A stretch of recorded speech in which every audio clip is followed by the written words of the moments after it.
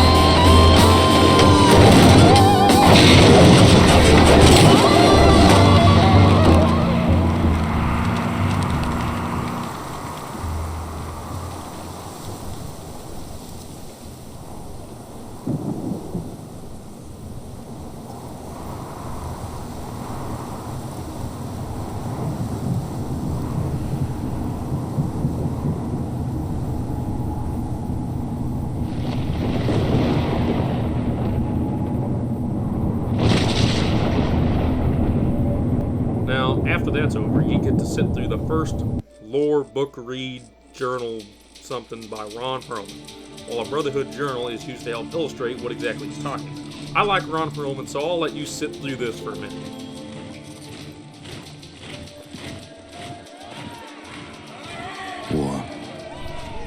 War never changes. It was the inevitable result of the path humanity had chosen. Everyone who entered into the conflict expected victory. Everyone was optimistic. But as the hostilities escalated, optimism faded, and society began to collapse. The great vaults were built to house the wealthy, the powerful, the influential, and those deemed necessary to their survival. Inside, resources and technology were stockpiled, a final defense against the coming Holocaust. With the past behind them and the present destroyed, they looked to the future. The sturdy Vault Zero was to be the nucleus of the Vault network, housing the greatest leaders, artists, and scientists. The inhabitants of Vault Zero were to reunite the vaults and lead the people to a new life, a new world. But after the bombs, the world would be a harsh one. To ensure the creation of a post-nuclear utopia, the Vault dwellers would need help. Machinery was constructed to tame a land hardened by the ravages of war, then tempered by nuclear winter. But plans were barely in place when the first missiles left the silos. During the destruction, communication between the vaults ceased. Entire vaults were lost. Those that survived were on their own. Not all vaults succumbed to the machinations of war. On North America's west coast, one group of military vault dwellers emerged almost unscathed. They surveyed the wasteland and squared their shoulders for the task ahead. These dedicated survivors salvaged the technology from the vaults, technology that was studied, replicated, and fiercely guarded. For they knew that while their power came from numbers, their future lay in scientific knowledge. In time, they formed the Brotherhood of Steel.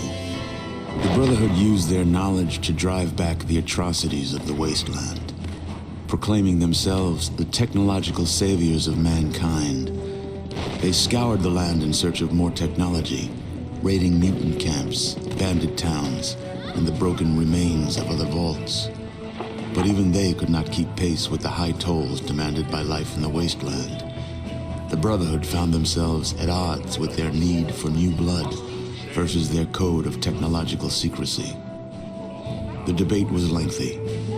Finally, the Elders ruled against sharing the technology with outsiders, convinced that they would endure as they had before.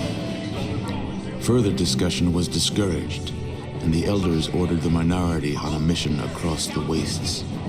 Super mutants, the foot soldiers of a conquered army, had been forced into a retreat across the mountainous barrier to the east. The Brotherhood constructed airships and dispatched the minority to track down and assess the extent of the remaining super mutant threat.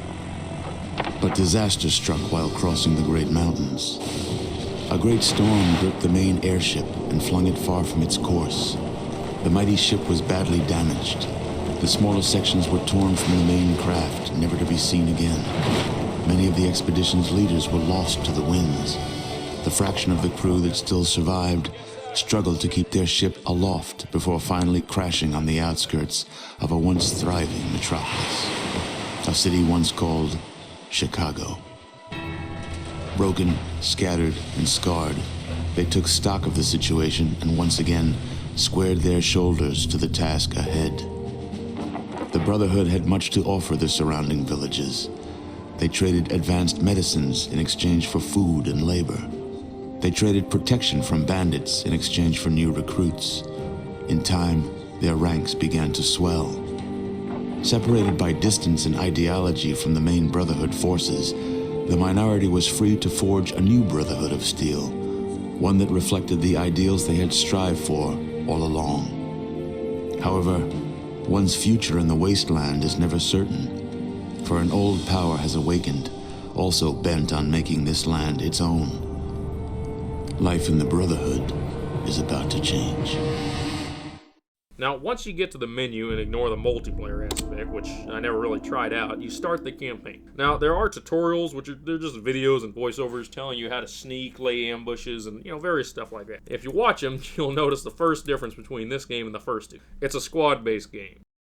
Fallout Tactics is a squad-based RPGs without fairies and shit. And in this game's case, without most of the role-playing aspects as well. There's kind of role-playing aspects, but I don't know. It works, but it's not as RPG-ish as the first two games. Now, your squad can be made up to 3 to 6 people. You can also do custom missions or custom campaigns, but like the multiplayer, I never really figured this part of the game out. Selecting a new campaign, you're met with the standard build your own character or select a pre-made character. There are 5 pre-made characters, but I never select that. I just built my own character, even though it doesn't really matter. As far as character creation goes, everything is the same as the first two games, except they added a driving skill for the vehicles in the game. And other than that, you still have perks, the special ability to tag 3 skills, raising them significantly and making it to where every time you add 1 point to them, it goes up by 2. That comes in handy later on. They also give you a number of character faces to choose from, which, again, makes no real difference. Now, once you've built your character, you're shown a CGI cinematic. I'm not sure what they used to make these, but they only made a few, and they're somewhat uncanny, but they're not, they're not that bad. It's like Dead Space Aftermath. The 3D CGI, when you don't see faces, it's not that bad. It's okay. But when you see faces, well, this is better than that, but still. In this scene, your Paladin Rychek introduces a new batch of recruits pulled straight from the surrounding villages. Initiates into the Brotherhood of Steel, before sending them out on their first mission. Now, I'm assuming these are meant to be you or whatever character you put together. Every mission starts and ends with General Barnaky, and later General Decker, briefing you on the mission, and debriefing you once the mission's over. Once you've listened or just skipped through it, every mission after this, they give you a briefing, then you go to the mission and the briefing starts over again. Right off the bat, you can see how the Phoenix engine looks better and different than the first two games. And you have a few different controls. You can select any one of your squad mates and access their inventory. Use items, equip, unequip items, weapons, all that kind of stuff. You can trade items between the two characters without having to give them money. Now, the names of the first 2 squad mates kind of do a pretty good job explaining what their job is. Stitch is your medic, and Farsight is your sniper. Now, if you build your squad right, you can have a very well-rounded and dynamic squad through the whole game. Now, as the main character, though, if you die, you have to restart. But if a squad member dies, you can keep going or just reload a save to try and keep them alive. I did this a lot. Reloading saves is what got me through this game. Unless you decide to go with the tough guy mode, which makes it to where you can only save at a bunker. Your first mission is Brahmanwood. The town has been attacked by raiders and they've taken the village shaman and several others hostage. Now your mission is to kill all the raiders, avoid civilian casualties for the best outcome. The mission's pretty basic. You assault the front and get used to the game's crouch and go prone mechanic. It allows you to hide behind rocks and take cover behind stuff, as well as increase your chance of hitting your target. Now for combat, you have 3 options. Turn-based, like in the first 2 games, which is your best option, to be honest with you. They just carried over the same exact mechanic. Then there's squad turn-based, which is okay, but it makes it to where your squad does its action and then the other enemy squad does its action. But I never really used it. I turned it on once and didn't really much care for it. Now, the final one is the free non-turn-based system that uses action points to determine when you can do something. This mode is the definition of chaos unless you're running from a horde in a vehicle, which we'll talk about that later. Once you reach the raider leader, he talks. Every character that will engage in dialogue with you is voiced, but you can't talk back. That's a big negative part of this game, is you can't talk. There's no speech options. Your actions speak louder than your words. Pretty much your actions are your words. Now, when you kill the raider leader completing the objective, the end mission briefing pops up and Barnaky goes over the outcome of the mission. Now, what he'll say all depends on how you completed the mission. He'll either be happy, pissed, or kind of somewhere in between. Now, around this point, you'll be able to level up your character and your 2 squad mates if they made it through the mission, which I always, made it through the mission with them. Yeah, I save scum a lot, but whatever. Now, it's the same as in the first games. You get so many skill points. You put them into the skills. And every 3rd level, you can choose a perk. And there's some interesting perks in this game. They added quite a few that were more squad-based, which was kind of nice. And there's also new perks for, ghouls, deathclaws, super mutants. But we'll talk about that later, because they do become part of your squad in the future. But we'll get to that later. Now, once you're done being grilled or congratulated, you can exit the mission and head back to the bunker or roam around the world map and get bogged down by random hostiles and then get killed. Now, once you're back at the bunker, you can trade with the quartermaster. At ease, warrior. I'm Octavius. I oversee your equipment. You will sign for all equipment issued. You will not leave until I am satisfied with your full compliance to regulations. Is that understood? Good. Now that you know the drill, let's get down to business. And if there's one there, a trader. Now, some bunkers have them and some don't. Well, they all have quartermasters, but they don't all have civilian traders. Now, instead of caps, you have Brotherhood script, which is just paper money. And it's pretty much useless outside the Brotherhood. Now, Wastelanders in this one use pop tops or pull ring tabs. You know the thing you use to open a can of anything? Yeah, that's it.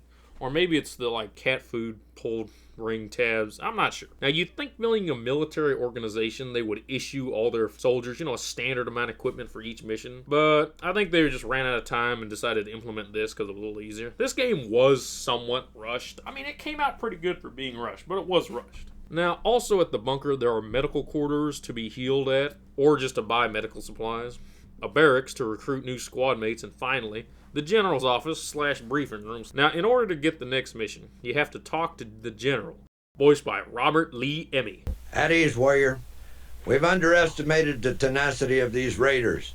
Oh yeah, he's the drill sergeant from Full Metal Jacket. And he's in quite a bit of stuff. He was a pretty awesome guy. Now, General Barnaky tells you about Freeport. Freeport is where they're holding several hostages from the surrounding villages, including a village elder named Charon. If you can rescue the elder, the Brotherhood can establish relations with his village. Provide protection, technology, medicine, all that, in exchange for recruits and, crops and stuff like that. It's a pretty fair trade for, the wastelands. Now, Freeport is kind of a tricky mission because you have to sneak over to where the informant is so he can tell you that pretty much everyone's wasted or asleep, even though half of them are just wandering around. Now, your best option is to quietly just shoot every raider in their sleep because stealth doesn't work in this game while not being seen by, the few raiders still wandering around. Find the elder and wait with him, while your character and Jax, or whoever you run along, blow up the still just for the hell of it, and maybe set him on fire by accident. Which is reload and do it all over again. Now, once you've dealt with the raiders, you have to escort the elder to the exit grid that pops up once you talk to him.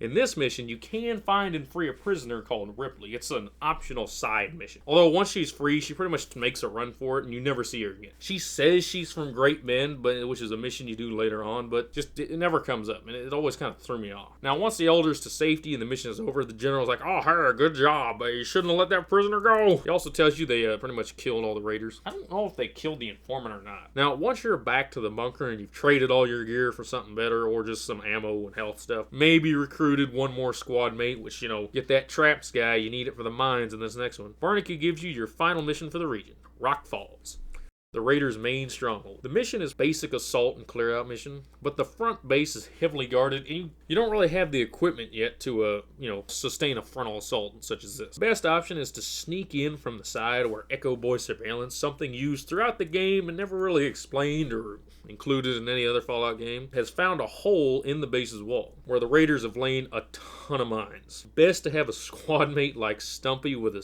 extremely high trap skill to disarm and collect the mines. I never really used mines too much in the game, but they are worth quite a bit if you can disarm and collect them. If you don't have anyone like this, you can technically blow up the mines, but the game doesn't really want you doing this. It doesn't make it easy for you to do that.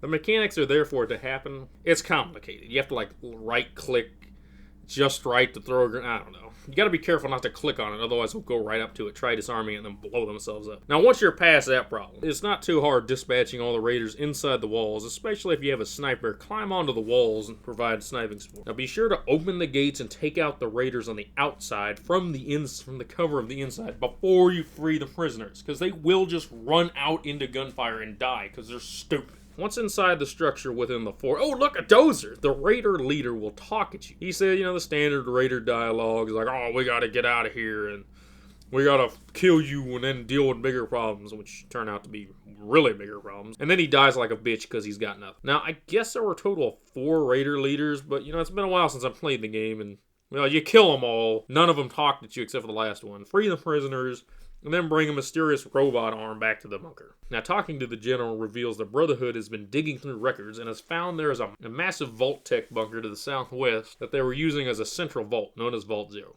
It's the Cheyenne Mountain Complex. The game calls it that, but they never say that. They never say Cheyenne Mountain Complex that I can remember. Now, the arm you recovered, it's never brought up again, and honestly, it was probably just a prosthetic. Now, after this, we get your next journal-read book flip by Ron Perlman. Ron Perlman explains and moves the story along. Oh, he does a good job of that. Now, don't skip these. They're cool. They're also important to the story. Unless you don't care about the story, then whatever. Now, I know some games, no one cares about this stuff, but it's important. With your initiation now over, the Brotherhood reveals to you their highest objective. Fragments of data left over from before the Great War showed that the ancients spent many years constructing vaults to house the survivors. Recently acquired data, however, points to the creation of an enormous supervault. This nucleus of the vault network was built to protect the greatest minds of the time and would be the spearhead of post-war civilization. If the Brotherhood could find this vault and activate its systems, they would have access to technology resources previously undreamed of, as well as access to the ancients themselves. But the journey to the calculated location of Vault Zero would be perilous. A large army and a vast area of operations would be required for a mission of this magnitude. They planned to follow the roaring river to the south, forging alliances, gaining fresh recruits, and, if necessary, eliminating aggressors. Bunkers will be established in each new region to firmly establish a secure area of operations. When the Brotherhood's rule in the region is undisputed and their ranks are brimming with new recruits, the real campaign will begin, heading back towards the mountains. Now, once you reach Bunker Beta and find the new briefing room for the general, it changes from bunker to bunker, and it's no real obvious way, except maybe two guards talking shit on the outside. He gives you the next mission, Macomb. It's an escort mission. Yay, everyone's favorite. Don't worry, though, it's easier than most escort missions. There's only 2 of them this time. But this time, you can take control of the vehicle you're escorting, move it wherever the fuck you want it to go, and if you leave it, you don't have to worry about people randomly attacking it. This is the first vehicle you get to control in the game, a Humvee. And honestly, it's the second best. Now, it can hold an infinite amount of supplies, which is kind of a broken mechanic. And, to my knowledge, 6 or more passengers. It has 200 hit points, and it's the second fastest vehicle of the game. Now, you can immobilize people by running them over, both NPCs and your character, but it does no damage. I used it more to just immobilize a rocket super mutant later on, but it's kind of funny. Now, the last Brotherhood guy escorting the Humvee from Bunker Alpha to Beta says, "Oh, you're up now. I'm gonna go fuck off." The town is filled with raiders and hungry people trying to stop the Humvee so they can raid the supplies it's carrying. I don't know why they didn't just go around, or why they weren't part of a larger convoy, but I guess we're just stuck with this mission anyways. Now, if the Humvee gets destroyed, the mission's over. So watch out for various rocket launcher-wielding raiders. Hungry civilians, they'll throw rocks at you, but it doesn't really do any damage. It's more annoying than anything. I killed them, but you don't have to. But, I don't know, they're probably going to die of hunger anyways. Now, the only friendly, non-hostile NPC in the town is a librarian. Yeah, I don't know why. I don't understand what his deal is. Where is he getting food? Is he just chilling in a fucking library? You can help him. He lost his glasses and is going to ask you to help him get them back. But unfortunately, the only pair you can find are in a crate at the end of the mission. It's a secondary objective, so if you want to skip it, that's fine. But it's not really too hard getting them back to him. You just kill the raider, raid the chest, and then take them back to him. Now, when you finally make it past the raiders, civilians, and barricades that are made of dynamite for some reason, you get briefed and can keep the Humvee. But if the hit points fall below a certain point, it becomes immobilized and has to be repaired with a snap-off toolkit. And if the hit points hit 0, it gets destroyed, obviously. All the vehicles have kind of a unique animation for being immobilized and a unique animation for getting destroyed. Now, a vehicle makes traveling around the world well, it used to make it faster, but it doesn't really do it anymore with the latest Steam update. At least the first time I played it, it seemed like it made it faster, but this time, not really. Now, the only downside about the vehicles is all you can really use them for. Outside of the mission you found them in, you can only use them to travel the map. You can't bring them into every mission, unfortunately. Yeah, it's kind of I think they were going to add it. This is where you could use them in the missions, but they probably just ran out of time or something. Now, the next mission is Peoria. Or Prioria. I don't know, the game spells it kind of funny for some reason. I think it's some kind of play on words. Brotherhood needs fusion batteries.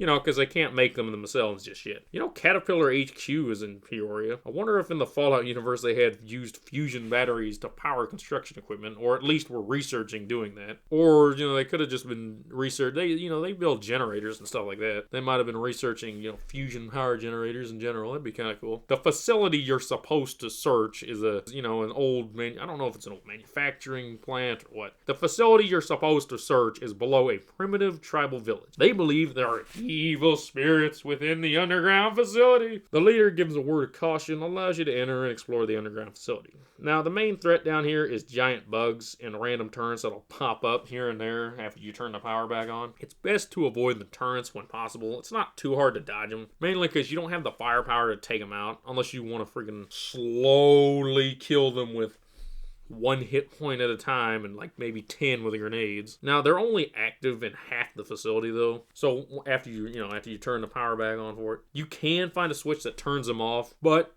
if you turn that switch, it activates the surface defenses, which kill all the tribal villagers. Yeah, you got about a 10-second delay, so that doesn't happen. But, it's pretty, you end up having to leave one squad mate behind just to flip the switch a bunch of times. You know, in the first playthrough, I didn't realize that, and I got all the villagers killed. My second playthrough, for this breakdown, I had freaking Farsight sit there and flip the switch back and forth and back and forth. Anyways, once you found all three of the batteries and killed the friggin' head bug down there without getting any of the villagers killed, the tribal leader will give you a fourth and wonder why you're smiling. He thinks he's tricked you into clearing out the deal so that he can go down there or whatever. You're foolish, my friend. I trick you fight spirits, and now you suffer their darkest curse. Your children be born with tails and smell like inside of Deathclaw's stinkhole. His bad curse, no? Understand, as chief, I cannot allow such curse fall upon my village. Here, show you what you do is not all bad. You can have another worthless bat. Might make you forget you are pawn of what you do. Not make tears that you foolish. We of what you do have saying, every elder was once young. Do not understand why you smile. You're fooled, yet you laugh as if you the champion. Perhaps that is way of your tribe. To keep peace, I give you one more of useless fusion bats.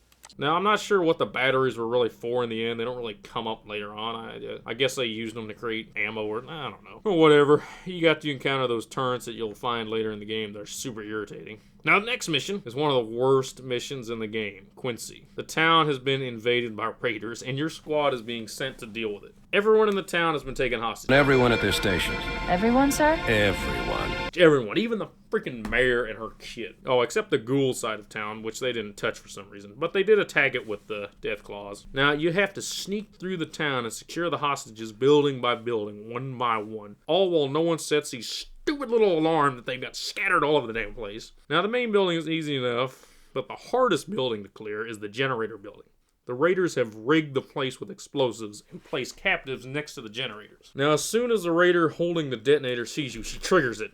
But, like, it's on a 1-minute timer. So you have pretty much a minute to kill them and disarm the explosives before they detonate. It sucks. This mission sucks. It blows, and it's dumb. Now, while I'm talking about bullshit, the main alarm makes no sense on top of the building. They want to survive. They want it to survive for the future. But why the fuck didn't they use this when they were attacked in the first place? Now, once you dealt with freeing all the hostages and not blowing up the alarm because it's the most retarded thing ever, you can go rescue the ghouls if you feel like it. You know, keep them from getting ripped apart by Deathclaws that the Beast Lords are controlling. Oh yeah, the Beast Lords. They're the first unique enemy you actually run into that aren't just casual raiders. Now, once you're done with that mission, you can check out the next one, Martin. Now, you know the Beast Lords I was just talking about? Well, this is their home base. Now, they pretty much send you in to figure out how they're controlling the creatures of the wasteland, specifically Deathclaws. The Brotherhood wants to figure out a way to control Deathclaws, but they're in for a bit of a surprise. Now, once you've snuck your way into the lesser-used underground entrance of the base and dealt with a bunch of irritating bugs, and made your way through the side areas and come across the Deathclaw matriarch,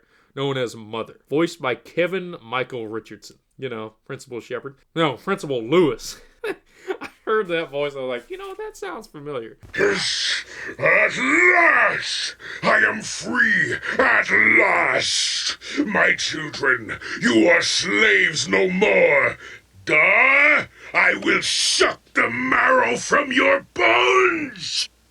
Oh yeah, he's also the guy who does the Republic soldier voice in a bunch of the old Republic animated deals. Now, she has been imprisoned so the Beast Lords can control her young. Freeing her and her young will gain them as allies once you confront the Beast Lord leader. Now, he's located in the main chamber, and basically when you free her and go talk to him, he's like, oh no!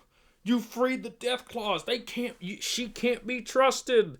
And then you murder him like a bitch. Now, I'm assuming that was supposed to mean something, but it never comes up again. In fact, you can actually recruit Mother as a companion, which I did. Now, post-mission briefing tells you the Beast Lords were only able to control the wasteland creatures through some kind of special mutation they developed after being exposed to a specific type of radiation for several generations. Now, you fight them for 2 missions, and it feels like 4 because of how long it fucking took, and then you deal with them as patrols every 5 fucking feet. Don't worry about it. The next ending will make you wish that you were still fighting them, though. It's super mutants. Yay! Even though they make sense in this game, to be honest with you. Yeah, after you get back from that mission, you're told, alright, head to Bunker Gamma. The Brotherhood's ranks have grown, and with their swollen numbers, they find themselves coming closer to the ultimate goal. The time to expand is now. Leaving an outpost behind, the warriors begin moving westward, into a region known as the Belt. It is a scarred and desolate land, filled with death and the relics of a time before. Those who dwell here have scraped together a bleak existence, built on blood and grim determination. These isolated people are as hard as any in the wasteland. Pressuring these people to join the ranks of the Brotherhood will not be easy. Many will not understand the Brotherhood's glorious vision to reunite the people. Some resistance is expected. While the inhabitants are dangerous, the land itself has the power to stir up fearful memories in some of the generals and elders. They tell of the ill-fated flight across the mountains and how their mighty airships were torn apart. Old lore and surviving data suggests that at least one of the Great Brotherhood Zeppelins was lost in this very region. If it were located, there is a chance the equipment and supplies it contained could be salvaged and returned to the noble purpose for which they were intended. There may even be survivors, but few hold any real hope of this. Only time will tell. And while you were making your way to Bunker Gamma, a Brotherhood squad was ambushed on patrol by super mutants. Now, they all died, but not before General Barnaky and several heavy Brotherhood squads, heavily armed, went into battle to try and save them. Now, at Bunker Gamma, you have a new general, General Decker. He sends you to St. Louis with an APC on a find and rescue mission. This is one of the longest missions in the game, except for the last one. The super mutants are everywhere, and they all have M60 machine guns, Browning M2s, Mark 48 M249 saws, or rocket launchers. And I think there's a couple wielding grenades, but they're not that bad a deal. Now, your best option is to roam around as an APC, not get blown up by the rockets and the grenades, which are the only thing that can do damage to the APC. And don't get out unless you know the coast is clear, because they will rip you apart with their heavy machine guns. Now, the initial squad you need to find is, it's dead. They're dead. You find them, you collect what's left of them. And some of the other squads you were sent in to find are, well, there's one squad that is still alive, but they're all pretty badly wounded. Now, they mostly survive and kind of follow you in your shadow the rest of the game. Then when you get to the last mission, they kind of bitch at you. It's like, oh, well, we were good too. You credit hogs. It's like, shut up. You're a bunch of bitches. You had power armor and you couldn't defeat super mutants. Now, you don't have to, but if you're brave enough, you can explore the trenches to find a survivor who was rigged with explosives. Now, if you manage to disarm them, he tells you, oh, the general was captured, and then he killed himself. I don't know why he kills himself. I mean, he's like, was he overcome with guilt? Dude, you're fighting super mutants and you were rigged with explosives. There's just nothing to be ashamed of here. I mean, you almost died, but that's no reason to kill yourself. Also, in the chest at the base of the super mutant stronghold, there's a very good sniper rifle, the Lee Enfield. Something. I can't remember the exact name. You know, you gotta be careful sneaking up there, because there's 2 Browning M2 mutants with a fucking range of 90 billion feet for some reason, that if they see you, they'll rip you apart. But if you still got Farsight, or you got the Mother, who all have high sneak skills for some reason, and give her some lockpick stuff, you can get it. You can get in there and get it. Also, Deathclaws are really good for throwing grenades. I don't know why. Now, if you can get out alive and back to the bunker, and inform General Decker of what's going on. He'll be giving you the orders from now on. Now, your next mission is Jefferson. Yay, another stealth mission. Unless you want to take the scouter and just drive as fast as possible, mowing down as many as you can, but then get raked down, kicked out, and ripped apart by machine gun fire. Your mission is to take out the generators powering the super mutant building. They don't know what it is yet. It's a research laboratory, but they don't know that at the time. I forget what they think it is. Yeah, I'll put it up on the screen here. Now, I snuck around the map the same way I've done in almost every mission, because that's the only way to play this game for half these missions if you don't want to lose everybody. Destroy the generators one by one, and, killed as many mutants as I could. Now, once you reach the main building, you find out it's a research laboratory, and there's a scientist inside, a super mutant scientist, that asks you to spare him and his work. Now, you can't attack them. There's also 2 super mutants inside that you can't attack. Now, he's researching a cure for the super mutants' infertility problem. Yeah, they can't breed. The only consistent lore for super mutants is they can't breed. Now, doing this gives the Brotherhood a good bargaining chip, but destroying it eliminates that possibility, and Decker does not like that. Now, this never comes up later in the game, and they never say if they figured out a cure or not. My guess, they never figured out one. Or they did, and you just don't hear about it, and they kind of forgot about it. Now, after you're done with this mission, you can get the scouter, but honestly, it's kind of a worthless mission, and you gotta have to go back to the city and grab it. And then you get to play the fun, drive 2 vehicles in this map that's really hard to control and deal with. It's not easy. God forbid if you try to move more than 2 or 3 or 4.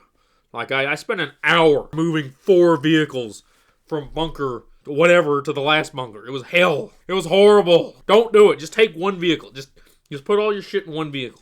And just stick with 1 vehicle. Just do it. Just take your guy with the highest pilot skill and update all your outdoorsman skills so you don't have to fight every single patrol you encounter, and just do that. Now, once you get back to the bunker, you get your next mission, Kansas City. Oh yeah, that's just east of here? Yeah, east of here. Now, pretty much you're sent in to defend a ghoul church, where they worship an undetonated nuclear warhead. What? How the hell did they get that? Yeah, I have no idea. Maybe the Hiawatha Armory, but who knows? I don't know. I can't see one making it from Hiawatha to Kansas City. Well, maybe there's some silos up there. Now, whatever. Now, all you know is super mutants are attacking the church, and they need the Brotherhood's help. Now, you gotta take out 3 super mutant commanders and several super mutants coming from all sides. Well, coming from the east, west, and south? Yeah. The only real option is to split the squad covering the church and deal with one side at a time. The commanders are all on one side, though, kind of scattered throughout the building. Whatever direction this is assigned. Now, clearing the buildings looking for the different commanders, you find a Pancor jackhammer. Yeah, it's handy in the game, because it's a science fiction device. There was only 1 built in real life, and it honestly is a complete failure. You have to disassemble half of it just to reload. And then they designed the magazine to be a landmine if it could be. But then they were told, why did you do that? Those are illegal. This was built in the 80s. Now, anyways, in order to succeed in this mission, you can't let more than a few ghouls die. Or let Stumpy's genitals get mutilated. No, Stumpy! Yeah, I reloaded that one. Now, there are a lot of super mutants. A lot. The most irritating ones are the ones with rocket launchers. The minigun ones and heavy machine guns aren't that bad. It's the rocket launcher ones. Because they have decent aim. Or they don't, and they blow themselves up, which is always hilarious. Now, once you've wiped them out, General Decker praises you for a good job if you saved enough mutants. And the mutants actually give you something. Now, if you did a bad job, but still saved the device, he still grills you, but, you don't have to start over. Now, if you manage to not fail the mission extra hard, you can recruit ghouls into your squad later on. The only good skill they have is they're immune to radiation. Now, the deacon or whatever, I can't remember what it's called, in the church has some random dialogue if you talk to him enough, and he can give you some anti-radiation supplies. In fact, there's a lot of random dialogue from a lot of different NPCs throughout the whole game, in bunkers, cities, everywhere. They have some of the best. There's some pretty funny shit in there. It kind of lightens up the harshness of the nuclear wasteland. If you succeed that mission, he gives you some remote detonator device. He gives you something, but I'm not sure. Here, I'll put it up. I'll dig through the footage and put it up here. Now, your next mission is Osceola. Osceola. O-S-C-E-O-L-L-A. Osceola. I'm going to say Osceola. Oh yeah, time to take the fight to the super mutant stronghold. I hope you can use the APC to traverse them. Damn it. Nope. You have to walk and sneak through a minefield, open terrain, try not to die, encounter an old man who has a piss-filled Nuka-Cola bottle that you don't know is piss until you try to drink it, which I never did, because it's I don't want that. Now, your mission here is to kill the leader, who they figured out is a former Brotherhood Knight. He and one other survivor, the old man I was just talking about, crashed in the large airship that had been lost from the storm in the beginning. Now, when you finally get inside the base, there is a hurt super mutant who will mistake you for their leader, Gamorrean. With his dying breath, he tells you the robots ambushed him and his group as they were bringing General Barnaky back to their base, which wasn't that far away. What the fuck? And they just captured him? Okay. Now, the next room has a super mutant waiting behind a corner with a flamethrower who is really irritating to take out because he doesn't come out if you go in there, but I don't. Eventually, you find Gamorrean, or Latham as his actual name is. He tells you the only super mutants can defeat this great threat from the west. It's the robots. Stop. The fuck are you? Why are you attacking the Brotherhood? Why are you wasting resources attacking the Brotherhood? Well, why don't you just team up with them? I mean, together they'd be a freaking super badass team. There's no reason for his campaign against the Brotherhood other than, oh, well, we encountered a patrol and they attacked us, so we just started attacking you for the hell of it. Oh, and then you waged a campaign. Like, you didn't have to attack him to begin with. Now, if you could engage in actual dialogue in this game, I imagine they would have added a deal to where you could, make peace with Gamorrean, but, we're stuck with this. Now, once you kill him like a bitch, the mission's over and you can finally get the fuck out of there. Now, when you get back, you're told to head to the next bunker. Yay, Bunker Delta. Between leaving, you get a Ron Perlman journal booklet. The super mutants were a powerful adversary with great strength and courage. Without the leadership of Gamorrean, though, they will never pose the same threat to the Brotherhood. It was the corruption of Gamorrean that provided the most sobering lesson. Even the purest of hearts can falter. The elders and generals must push their sorrow aside, however, for they have more pressing matters to attend to. The data recovered from Gamorrean's base indicates that the mutant force's route intersected with the calculated location of Vault Zero. It is possible that the mutant horde discovered the location of Vault Zero during their exodus from the west. Is there a connection between the mutants discovering Vault Zero and the emergence of the mechanical menace? Only time will tell. The future holds one thing for certain. More encounters with the robots are inevitable, and the Brotherhood has a new and deadly enemy. Yay!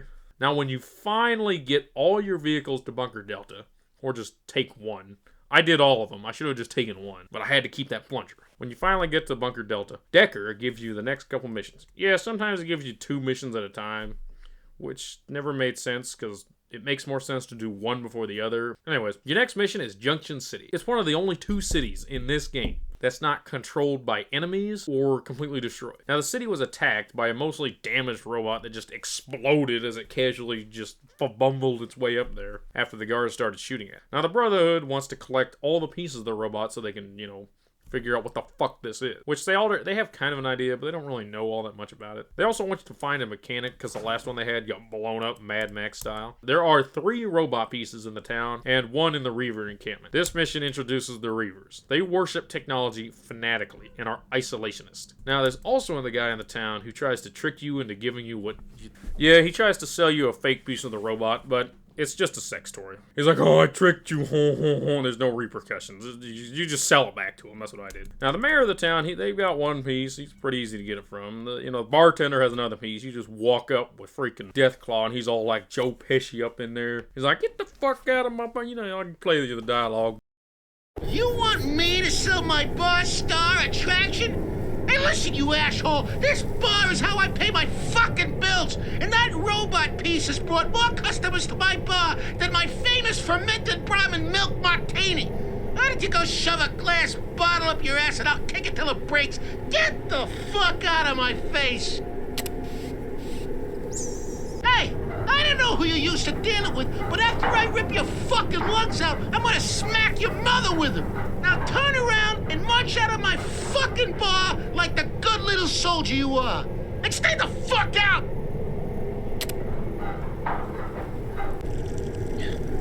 Okay, don't get so fucking excited. Please, put that safety back on. There you go. Take a deep breath. You feel better? Whew. Hey, look, I'm sorry I yelled at you, but I'm going through a lot lately. The mayor's assistant, Anna, caught me smooching with Casey, and now she won't let me knock those boots no more. Look, if you look around, there ain't that many hot broads in this dump. And I ain't no Brahmin tagging tribal. No offense, buddy. Here, just take it and leave me alone. okay? But then he, after talking to him a couple times, he's like, okay, put the safety back on.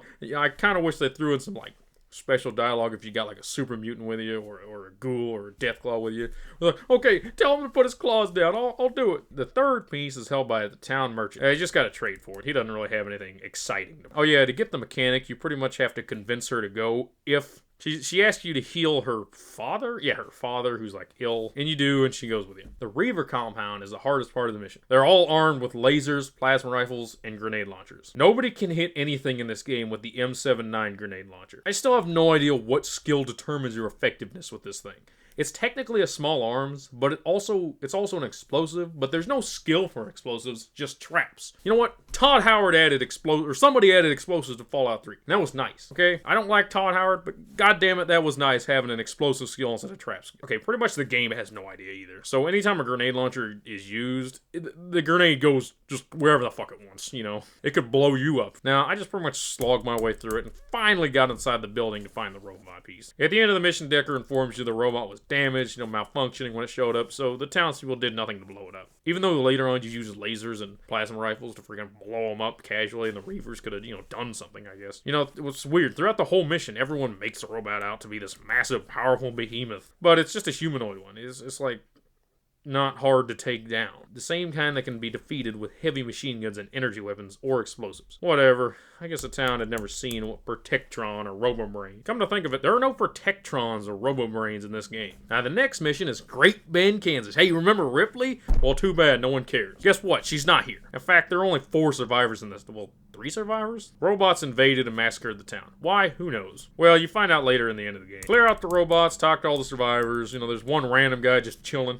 There's a prostitute who's like, they ain't got no, I got this to a science, they ain't got no dick, you see. I guess there were only 3 survivors. There's also a guy hiding in a building who's like, fuck the Brotherhood of Steel, I hate you, you're stupid, it's your fault. And he's just, I don't know, fuck him. Now, fighting the robots isn't too hard, except the floating security bots, which they look freaking weird when they use consoles. It's creepy. And then, rocket bots later on, and the load lifters. The load lifters are pretty irritating. The only way to kill them is with energy weapons and explosives. Armor-piercing rounds do nothing, which makes no sense. Slugs do little, which I kind of get it. Regular 12-gauge does some damage, but EMP 12-gauge does the best against them. They're pretty much pulse rounds. The load lifters are forklifts on tracks. Imagine they are partially based off the power loader from Aliens, but they have several hundred hit points and a devastating melee.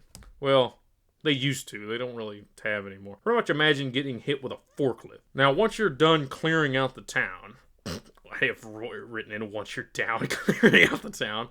I'm down with it. Now, once you're done clearing out the town, you get the next mission. Coldwater. Thieves have knocked out some paladins in the town and stole their power armor. Find and kill all the raiders and recover the stolen armor and bring it back to the Brotherhood guy waiting. This is your last simple and easy mission. It's the last mission with a town you can actually go through without hostile people, trading with stuff, that kind of stuff. There's a side mission a town member gives you, but it's broke. It doesn't work. He wants you to kill Ma Baker, who is an undercover Brotherhood paladin that's seen some serious shit. Listen to this. Oh, man. I have seen shit out there in the wasteland that would turn you white. As if Deathclaws and super mutants aren't enough, right?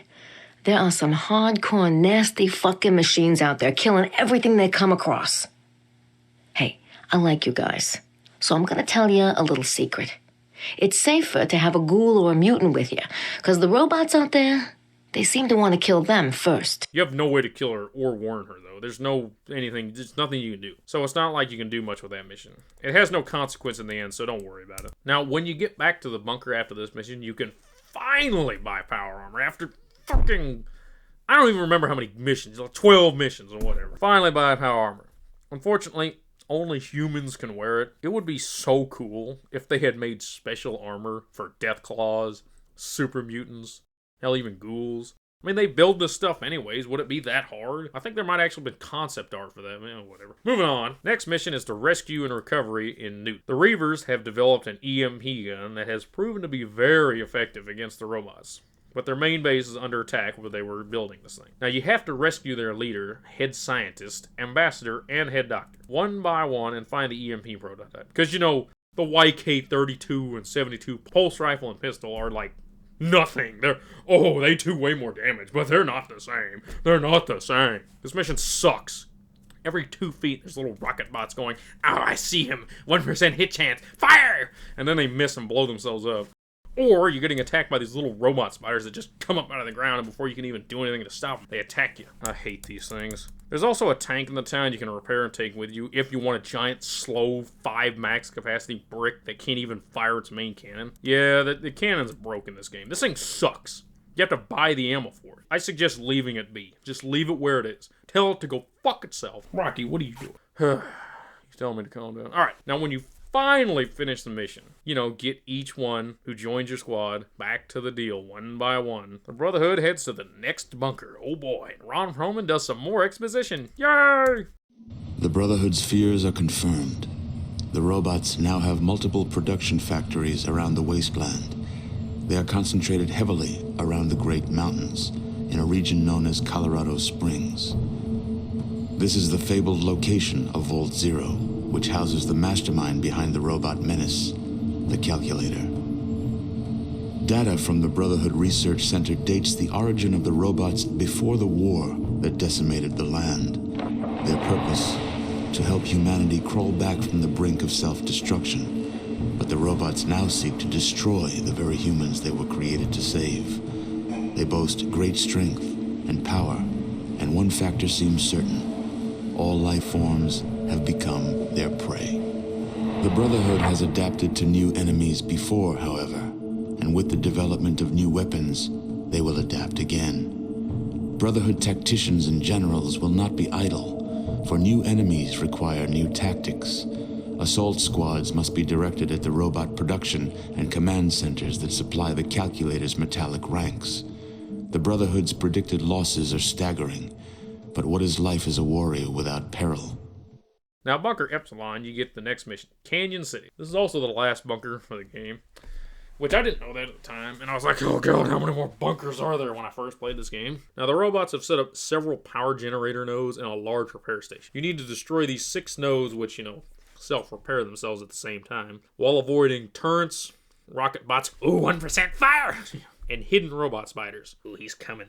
I don't know what the practical use of these things were. Now, I cleared out the nodes one by one time, but then the second time I set up a remote detonator trap at each one, so when I finally got to the last one and I could use a little detonator that the first mission guy gave me. I blew them all to hell, all at once. Or you can just have one person wait at each one and shoot them at the same time. It's really up to you. Also, there's this thing that crushes you. Oh wait, that's a later mission. Now, you never find any repair station. You do find 3 terminals with pre-war recordings from meetings about the construction and budget of Vault Zero. Greed killed them all. Later on, you find a recording from, Third Scientist Lewis. He talks about, oh, there's some super mutants outside. Oh no, they triggered the robots. Nope, I just let them go. I can't do anything about it. We'll talk about that later. Now, once you're done with that mission, your next mission, it's a full assault on a nuclear plant in Buena Vista.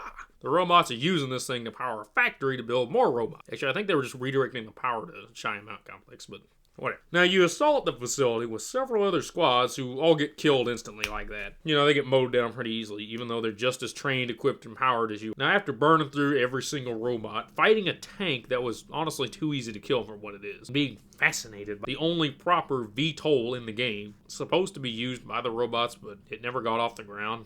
I don't know if it was just never completed or what, but yeah, there's a full documentation of what it is and what it can do somewhere. I'll put it up on the screen if I can find it. Anyway, it never gets used. Now, you find the main reactor. This is a nuclear reactor, so why is there a solution to shutting it down to blow it up?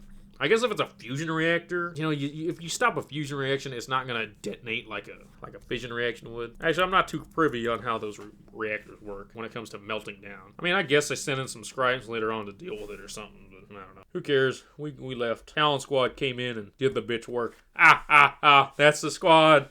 They're the bitches. They're the bitch squad. Now, once you get back to the bunker and get more power armor and advanced power armor if you can, you get the final mission. Oh boy. Oh wait, no. Final mission before the game ends. Dot City. Now, the robots have captured a merchant that traveled, between the Brotherhood bunkers. He used the bunkers as like a safe network to go back and forth between. And he was captured. And they fear he will reveal all the Brotherhood secrets. So he's going to tell them everything, which don't they already know where all the Brotherhood bunkers are? Now, once you get to the town, there's 6 jammers jamming the Echo Boy surveillance. And your minimap. Yeah, for the last couple missions, you haven't had a mini-map? Well, these are why, and it's really irritating, because that mini-map is handy. Or you just turn it off and have the little descriptions pop up as you do stuff. Now, destroying them is a secondary objective, but I took them out first. There are a lot of robots in this mission. Killing them all it's almost impossible. Kill the ones you need to get through the mission. Now, your best bet is clear out the ones you have to destroy the jammers, make it to the second level of that building complex, and then go through room by room until you find the merchant. And a lab where robots remove Barnaky's brain. More on that later. This merchant is fucked. He is like opened up, strung out. I don't know how he's still alive. I don't know if they were torturing him or what, but he asked you to kill him. I don't know why they didn't just take his brain. Now, the only karma-friendly way to do this is with poison. And the only poison you can find is on a robot somewhere around the facility. I had to go back and find this somewhere. I found it and killed him quietly. Now, this way of killing him will not stop Decker from calling you a murderer. I don't know if that's a bug or what. Now, there is one room you have to be careful opening, though, because inside is a robot with a rail minigun. I'll put up the name of the actual weapon here. It will cut your... If it doesn't kill you instantly, it will cut you down. If you manage to not die or lose a squad mate just to open the damn door. Now, you'll find the gun pretty much useless because it uses the rarest ammo of the game, you know, the caseless 2mm. The Gauss rifle's a lot handier than the Lee Enfield. I ended up giving it to Stumpy. Now, returning from this mission, Decker gives you some items to go to Barnaky's wife, but you never really see her in the game. I never understood why you got any of this stuff until, later on. You also have a locket that was found on his body back in Scott City, but we'll get to that here in a minute. In the paranoid times leading up to the war, new vaults were being constructed every day. The ancient temples of war known as NORAD became the home for Vault Zero, a storage place for the cryogenically frozen geniuses of the time. The calculator was built to be a mixture of machine and man, a gestalt of mechanical switches and human brains linked through a cybernetic interface. Supposedly, representing the ideal society, these brains were to govern the higher functions of the calculator, powering its neural network. The calculator was designed to oversee the repopulation of the continent in the event of a war, and educate the new humanity in the ways of the old world. But first, it was to sterilize the land, making a fresh start for the soon-to-be emerging citizens of Neo-America. For this task, the calculator had at its disposal an army of emergency pacification robots that were designed to survive the Holocaust and surface from the ashes immediately after to begin their task. But a mechanical malfunction left the calculator damaged during the years since the bombs dropped. Mankind had to find its own ways in the darkness of the post-apocalypse. Only now is the calculator activating its robots and embarking on its mission of mass genocide. Because of hardwired programming, it is unable to adapt to the world that has arisen while it slumbered. The calculator will not listen to pleas or threats. It cannot be bargained with. It must be stopped.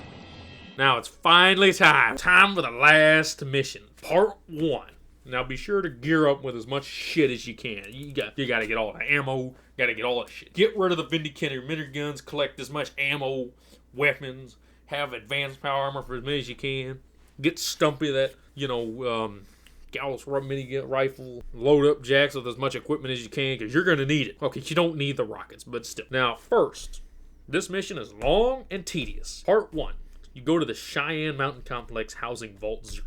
You have to escort a nuke carrier up to the main entrance of the facility, and then take cover in a nearby bunker to survive the blast. I had so much trouble with this. You know what the worst part about this part is? It's not the hidden enemies. It's not the hidden enemies you can't defend. It's not the hidden enemies you can't find, or the turrets everywhere, or the length of the road. It's the nuke time limit. Once you reach the massive door with the nuke, you have 1 minute to reach the bunker or you die. It took me an hour of time fuckery with VATS just to get Mother to the bunker so she didn't die. Because I forgot to upgrade my Farsight's lockpick skills. 1 minute? Are you serious?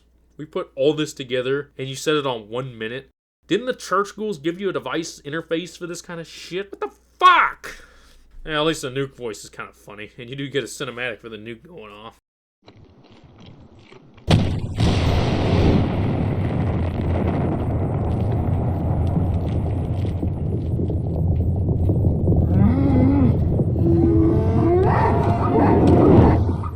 Now, the only way to reach the bunker in time normally is to unlock this door, but no, I just said I didn't have enough skill to do it. Once inside, you have to battle your way through robots. to activate the elevator to go down to the next level to do pretty much the same thing. This time, you find vault residents. Yeah, they're all brain damaged, and I have no idea why. In fact, it's so bad, they somehow infected a robot with their brain damage to make him non-hostile. It's the only non-hostile robot you ever see. It's never really explained why they're so dumb, or what happened to the third scientist, Lewis.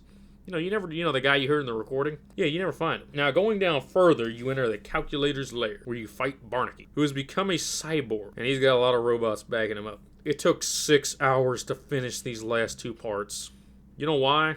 Because every single room has robots. Now, Barnaky will fight you for a bit until he sees that you have his locket with him and his wife's picture in it. And, the other stuff that Decker gave you to give to his wife. He runs off all confused as a humanity resurface. I have emotions.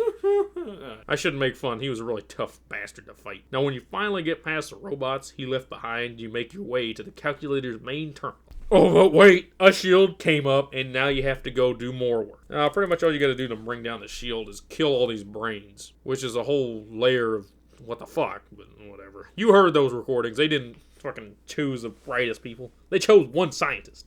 They chose one scientist! Vault-Tec is fucking stupid. You pretty much gotta kill them all one by one. Now, when every brain is destroyed, the Calculator drops its shield and talks to you. Yeah, she's kind of a bitch. Without the brains, it can't run the facility properly. So it proposes you provide a new, proper, undamaged, and actually functioning brain to help run things. Otherwise, it's going to descend upon you 10 behemoths that are never going to fit in the damn room, but whatever. Would have made more sense for her to tell you, oh, I can't run it, I can't manage the reactor, it's going to detonate. Anyways, you have 4 options in the final bit of this game. Wait and do nothing and die, failing the whole game, wasting about 70 to 80 hours of gameplay. Insert a member of the Vault's brain, because earlier on you found one who was just dead on the floor with a brain, you just took it. This sabotages the Calculator and shuts down everything. Take that, you stupid bitch. It's not the best ending, but it's alright if you kept your karma up. Honestly, I would have gone with that ending, but I wanted the best ending. Option 3 is to let Barnaky sacrifice his brain to the Calculator. This is kind of the neutral and evil ending, depending on your karma.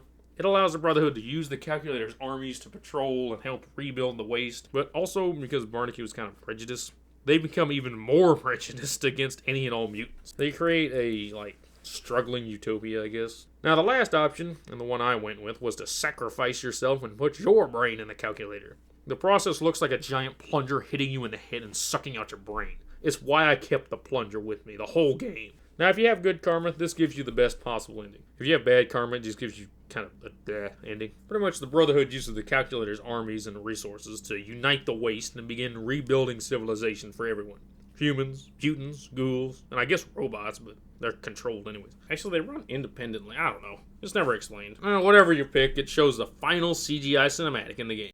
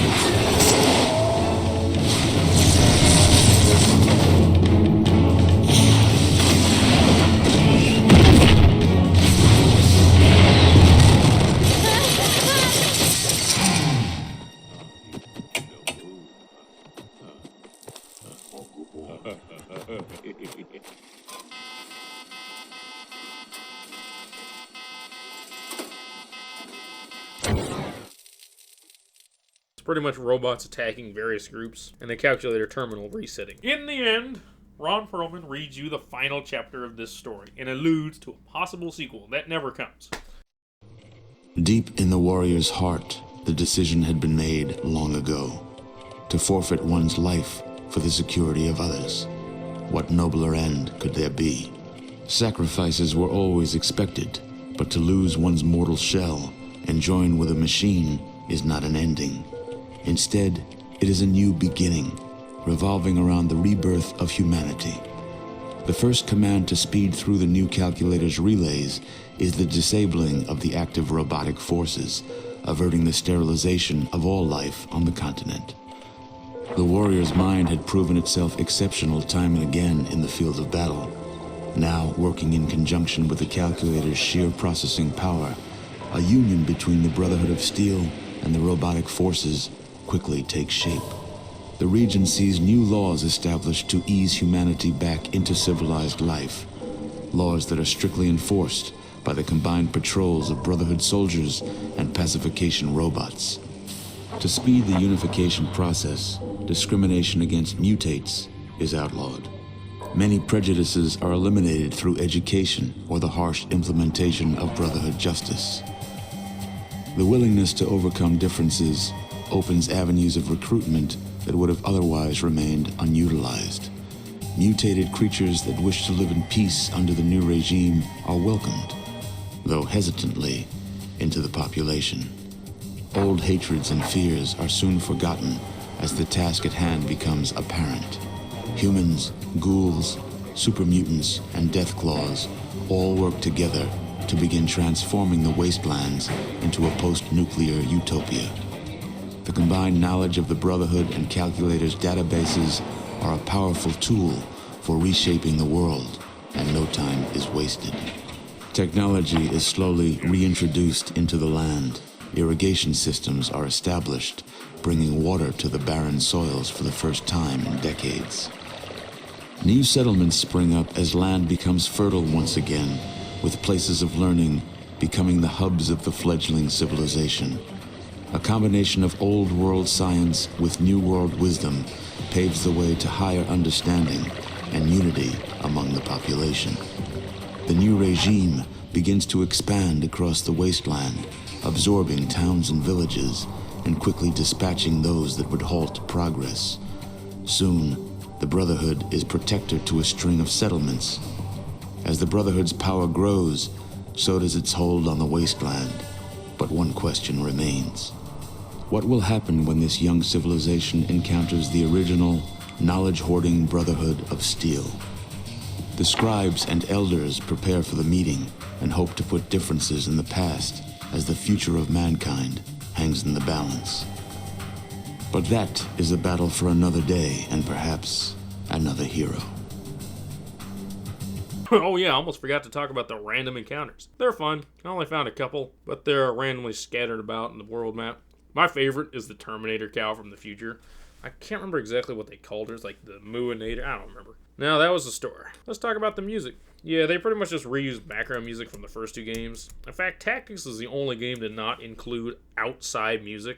This game was fun.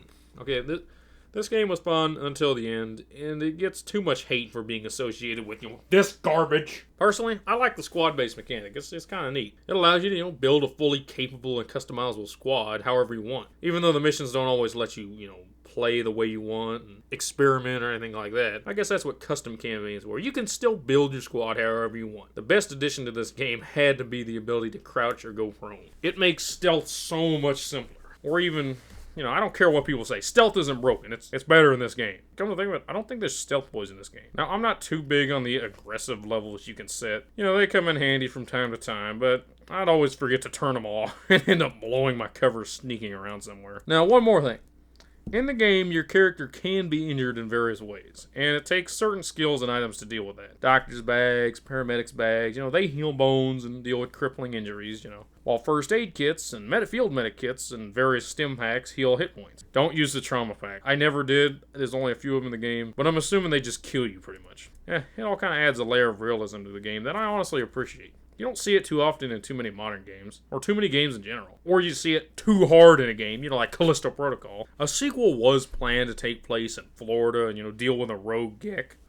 but it was canceled after Interplay shut down. There's some concept out there for it, but it's gonna take place in Florida, you know. I honestly thought this game was pretty good. It could use a remake, but that'll probably never happen. It'd be really cool if they took the squad mechanics from Star Wars Republic Commandos, or the game I just saw earlier, Fuse, and use them to make this into a first-person or even a third-person game. That'd be kind of cool. If the remake for this game came out as well as the remake for Dead Space came out, it would print money for whoever made it.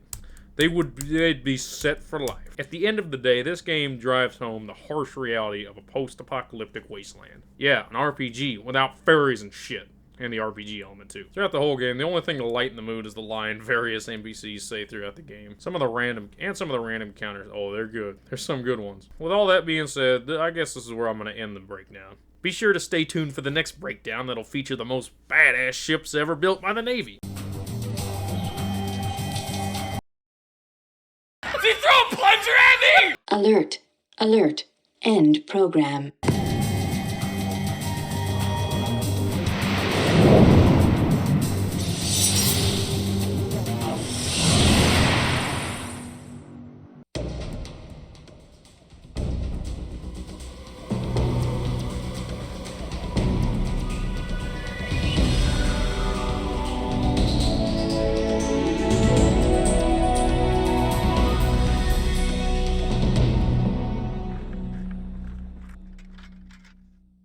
That's far enough, warrior. Holy shit, Barnacle, what did they do to you?